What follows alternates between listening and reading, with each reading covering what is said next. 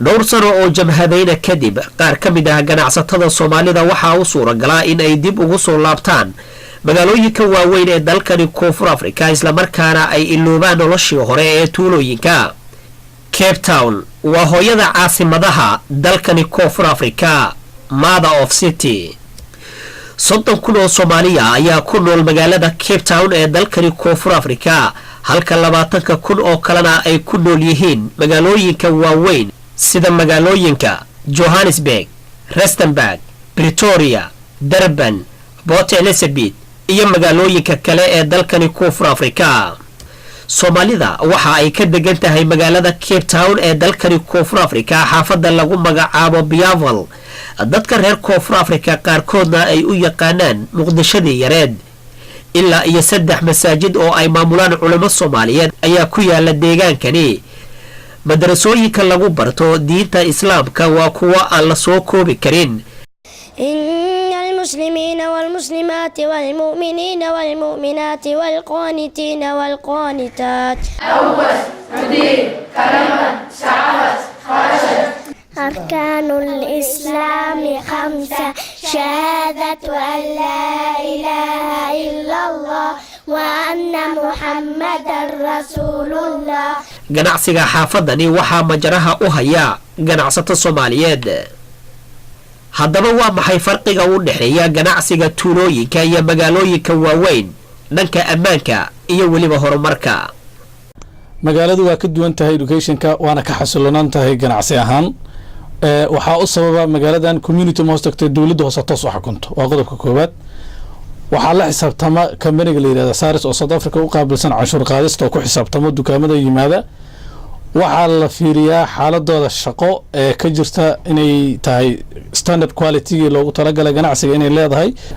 dhanka ammaanka magaalada wax dhibaato ah runtii kama jiraan, aad ay u fiican tahay.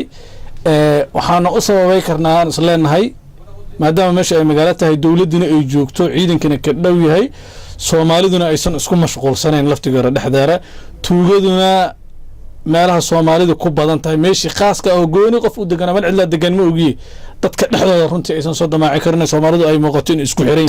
ma sha Allah waxaan oran karaa way fiican tahay boqolkiiba 95 aad iyo aad ay u fiican tahay.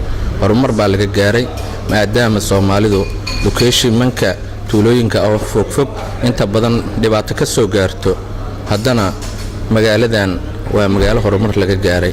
waxaan markaa dadku markii hore waxay ku hormaraan tuulooyinka magaalooyinka markay yimaadaan noloshoodu maxaa iska bedelay?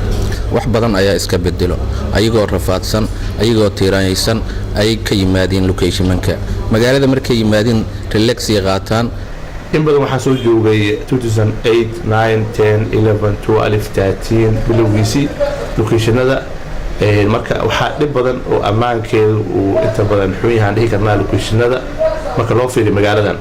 xasan kaaf aad baad u maasan tahay. waxaan ku macnayn karaa ama ku saarayn karaa ciidankii oo nala joogo, booliskii oo noo dhow. ciidamada booliska ciidamo aan ahayn waxaa jira oo kale amni madani oo xaafadaha oo ay macnaha ururkan cusub ee hadda Cape Town haysto ay sameeyeen.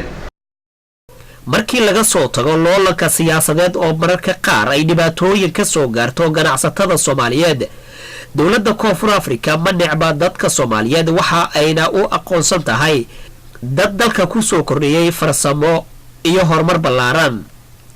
waxay indhahaadu qabanayaan qof Soomaali ah oo aan wadan sharciga lagu kaxeeyo gawaarida oo dhex mushaaxaya wadooyinka waaweyn. waaxda wadooyinka ee loo yaqaan traafikaduna ay ula macaamilayaan sidii qof caadi ah, taa oo aan inta badan caalamka ka jirin, isla markaana qofka aan haysan sharciga loo yaqaano laysinka uusan gaari wadan karin.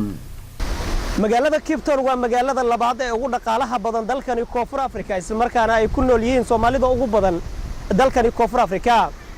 xasan kaafi maxamed shire, telefishinka caalamiga Universal, magaalo xeebeedka Cape Town, Koonfur Afrika.